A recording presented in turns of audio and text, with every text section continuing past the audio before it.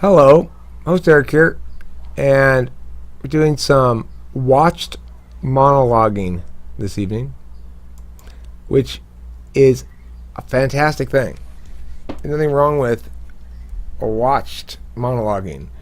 David Dosh, my interview friend, his parents would hire somebody to sit there and watch him do his homework and say things like, "Oh, how did you figure that out?" and stuff like that to get him to feel like doing his homework.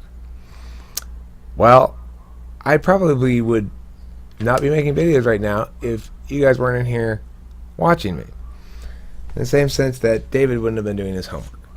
So I appreciate your watching me, even if we continue in this fashion and you choose to not provide a lot of direct commentary in response. That's perfectly okay, and your presence is welcome and appreciated regardless. If you do want to engage in more commentary, please chime in at any point you wish to.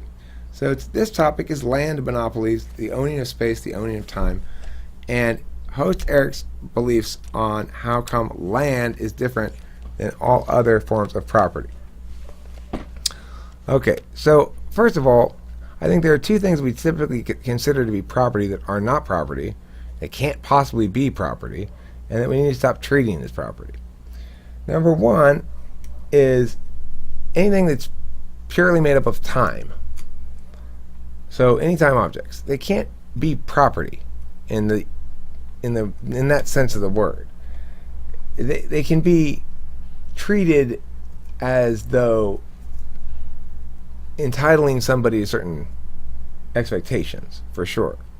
But you can't say that I've stolen anything from you if I take an MP3 from the internet that I didn't purchase, because if I stole it from you, then why do you still have it? Now that's a space object understanding of theft. And we're saying, well, if it's different with time objects, Erica, obviously it's not an actual physical object, doesn't mean that thieving can't occur. Yeah, it does, actually. It does. Now, it doesn't mean, I think, that nobody should be able to profit exclusively off of their content. But the idea that you can have intellectual property is insane and runs afoul of everything we understand to be true about the universe. We have these series of exceptions. Recipes, for example, can't be copyrighted. Well, why not? Well, because it's just a set of instructions on how to make a plate of food. Well, then why is it copyrighted if I read it out loud in a YouTube video, and it's not if I publish it? Well, because then if it's a video, Eric, it's not just a set of instructions. It's an education. It's an entertainment presentation. Doesn't it seem a little arbitrary, this distinction here? Of course it is, because without a physical object, there's nothing to own. You're talking about ideas and stuff like that. You can't own them. Can you own the rights to something? Well, we've structured society so that you can own. You can attain a status of custodial control over something. Attain a status of custodial control over something. And that's something you can do with time objects, and you can do it with space objects. You can do it with land as well, what's known as real estate or real property. So I am opposed to unlimited land ownership for sure. I think that there ought to be clear regulations on the amount of land an individual can own, though not on the value of the land an individual can own. And the reason is because, number one, when you own land, you're not actually owning the object that's implicit in land, although you get that too. Yes, when I buy a half acre of land, I'm buying the dirt, it's true, and the plants and stuff. But that's not really what I'm doing. What I'm really buying is the ability to have control over the space, the stuff that's not covered with any objects. The land's great, not because I'm going to use that dirt to build my house out of, but because there's nothing there between the ground and the sky. I could put whatever there. So it's the space that you're buying when you buy land, not the land itself. Obviously, if you have custodial control over the space above the land, then you have control over the land itself as well. But that's when, as technology has evolved, we've come to see some of the limitations in this model, and why, of course, land can't be property is because, well, what about the airspace? Well, can I fly my plane over your land? Does your land rights go all the way up to heaven? Or do they go all the way down to the middle of the earth? If I were to dig a tunnel half a mile underneath your land, and you not have any notification of it or notice of it at all, nothing happened, well, will you have a claim that I transgressed upon you? No, you don't, because you're not owning anything. You're attaining custodial control over space. Just like with time objects, you're not owning anything. You're making a claim of custodial control over time objects. So, space objects can be owned. I own this cigarette and I can do whatever the fuck I want with it. Right?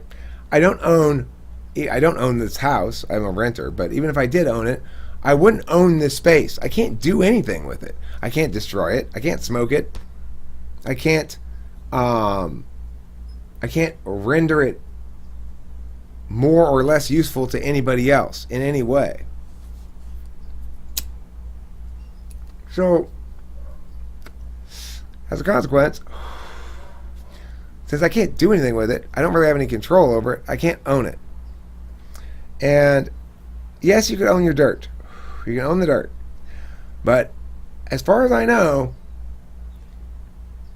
nobody does this. And if you did, you'd have an issue of how far down to go, right? Nobody says, okay, I'm selling this land, I'm selling the space here, but I'm taking the dirt with me. Okay? You get the space, you don't get the dirt. Well, how far down are you going to go? How much dirt are you going to take? I'm going all the way through to the other side of the earth. I'm taking all that with me. I mean, that's why you're not buying land, right? If you were buying land, you'd sometimes take it with you. You're like, oh, you know what? We should bring that cool crank emergency flashlight with us to go camping. Yeah, you know what? We should bring some of our land too. What do you mean? I mean, we should bring some of the land that we own. We own it, so we should be able to bring it places. Well, you can't bring everything you own places. If you own a giant boulder, you can't bring it places. Well, I could. It would just take a lot of time to move it.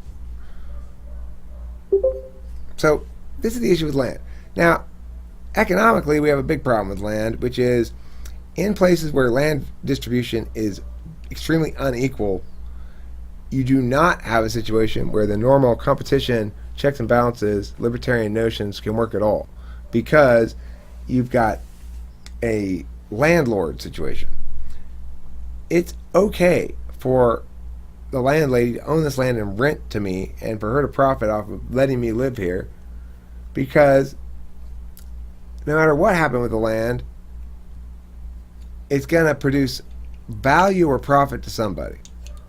It's either going to say, I value this land because I get to have it my way here, or it's going to produce profit in some fashion. You're going to have a business there, or you're going to farm it, or you're going to build a house and rent it, or you're going to, I don't know, maybe it doesn't have to be, the value could be like charity. Like, I'm gonna buy these lots, knock down these houses, open up a park, free park. Regardless, the land is producing value other than itself. The land itself has value only in a experiential sense, not at all in a tangible sense. So I'm in favor of property taxes on land. I think that local communities should get their taxation monies from property taxes on land. I think that it's appropriate for regulations to be such that it's difficult to make a lot of money as a landlord, because the balancing effect of property taxes makes it.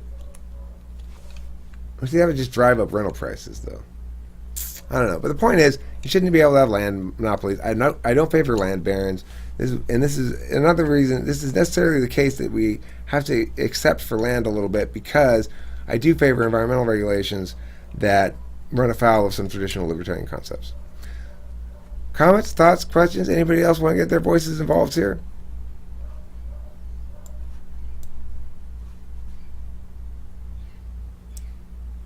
Can't be applied to the real world.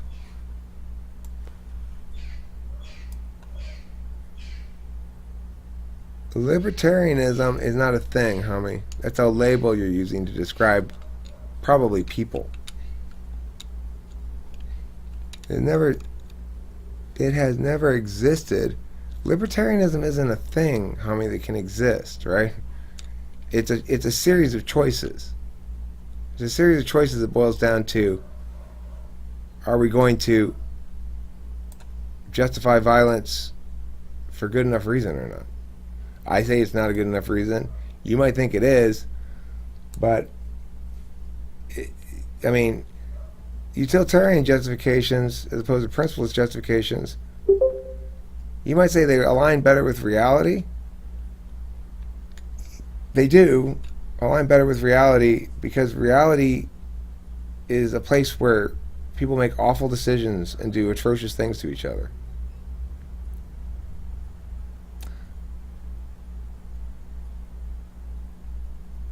By the reasoning that because a purely realized utopia has never existed, that therefore we shouldn't prioritize principles that bring us closer to it, is both misguided and guaranteed, if you use that warrant for things, to lead you to wrong conclusions. There's no reason to assume that just because something hasn't happened yet, it can't.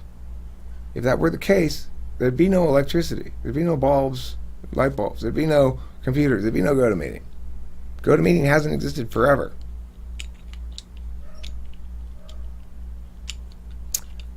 Well, homie, you say it can't be applied in the real world, but if I'm going to make a libertarian policy recommendation, I'm saying, here's an actual policy recommendation that I'm recommending we do, that be adopted.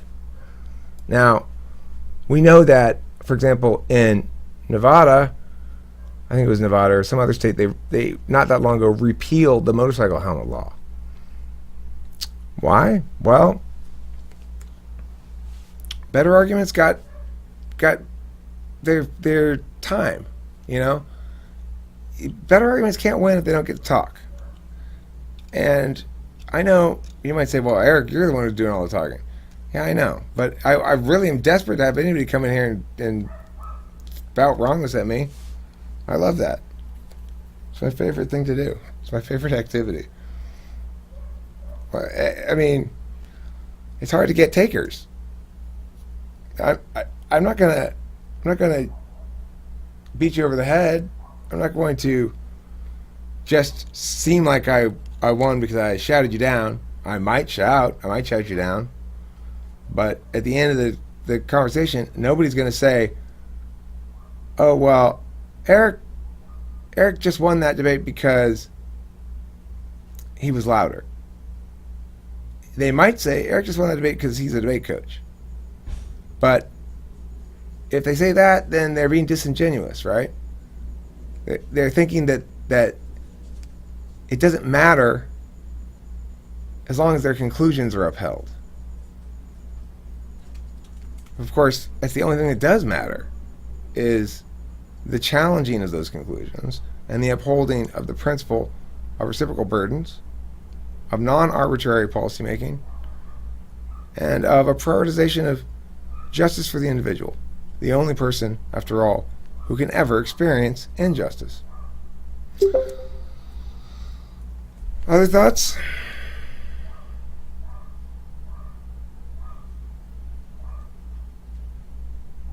Sell jars of air and dirt. I like the way you think. What were the arguments in favor of the repeal of the helmet law? There weren't any good practical arguments. They were all liberty-based arguments. If there's any regulatory nanny state law that makes sense and that ought not really bother anybody too much, it's the seatbelt law and the helmet law, right? Especially the helmet law. If you're riding a motorcycle without a helmet, I mean, people crash motorcycles sometimes. It wouldn't matter if there were a helmet law or not. I'd still always wear a helmet when I had a bike. I've had two. I'm going to get another one pretty soon. I hate fucking driving in traffic. But I'd always wear a helmet for sure. The reason the law was repealed is because they had a strong interest group of very ideologically motivated motorcycle riders who lobbied and got the laws changed. The only way that can happen is to have answers to people. So when they go to lobby that legislator, the legislator may want to keep that hidden as best possible. Let's just quietly repeal this. Let's just not even talk about it. I agree with you. You gave me a lot of money for my campaign. I appreciate that. I agree with your basic principles. Let's just sort of quietly make this law disappear, and I hope the press doesn't cover it. They can try to do that, and sometimes they might succeed in doing that. But in general, there's going to be another interest group that opposes it. And there's going to be, hopefully, some sort of spat between the two interest groups back and forth in the press. That's a very clumsy, slapdash way of making sure that ideas get tested properly. It ought to be that before any legislation is proposed, that there be an extensive period of publicly observed debate between individuals that's on the flow. It has to be on the flow. Congressional debate is not a deliberative process at all. On the flow debate needs to be how we evaluate these things, which means as you go through the exchange of ideas, there's no, people might establish a certain idea, but that, like in congressional debate, people go, here's my offense, and then the other guy goes, well, here's my offense, and the other guy goes, well, here's my offense, and here's more of my offense, and they're just talking past each. They're not. There's no clash. Okay, there's no clash between the ideas. To properly fix the political system, there's only one thing we have to do. Exactly, and only one thing. We have to make everybody who wishes to promote a group control mechanism of any sort, for whatever reason, no matter how good idea or bad idea it is. It might be the most brilliant idea in the world, and we desperately need to do that law. It doesn't matter. No matter what it is, anytime there's a group coercion mechanism in place, that has to be debated in a way that makes the flow public. So, in other words, here are the points this side is making. You don't get to make points on your side until you answer those points. Okay? If those points are still standing, and you have some points still standing, you both figure it out, then maybe we can do a utilitarian calculus. We can say, all right, look, there's appear to be a little bit of a challenge here in terms of reconciling the rights framework with this other thing, yada yada yada. Fine, let's figure it out. But the only possible way to meaningfully figure that out is to say, okay, Hami says, so they were in favor of individuals not wearing motorcycle helmets. No, they weren't. They were opposed to people using guns to force people to put on a hat. I'm opposed to a motorcycle helmet law, entirely opposed to it. And as I indicated, I'm also entirely in favor of wearing a motorcycle helmet. Because while I don't like the idea that people might hurt themselves by crashing their motorcycle and hurting their head, that doesn't make me want to tell some other people to hurt them. That doesn't make sense. Why? Wait. So the solution to those people might hurt themselves is to hurt them? I don't understand.